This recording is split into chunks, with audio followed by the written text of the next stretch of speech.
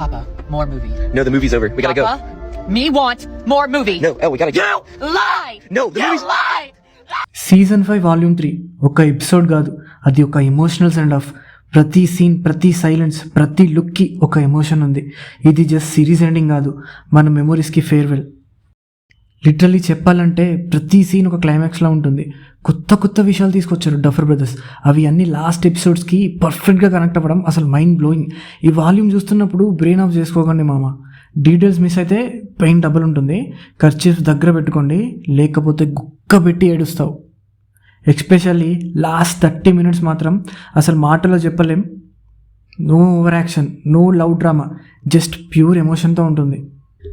And then next ఎవరు పోయారు అని అడుగుతారా? దాని గురించి ఏం చెప్పాలంటే సిరీస్ చూసి తెలుసుకోవాలి. కానీ ఒక్కటి మాత్రం నిజం, ఆ మూమెంట్ చూసినప్పుడు హార్ట్ హెవీ అయిపోతుంది. ఆ క్యారెక్టర్ కోసం బాధ, ఆ ఫ్యాన్స్ పెయిన్ అన్ని స్క్రీన్ నుండి మనకు ట్రాన్స్ఫర్ అయిపోతాయి. ఈ ఎపిసోడ్లో ప్రతి క్యారెక్టర్ని ఎమోషనల్గా రాశారు. ఫోర్స్డ్గా కాదు, డ్రామాటిక్గా కాదు, వెరీ ఆర్గానిక్.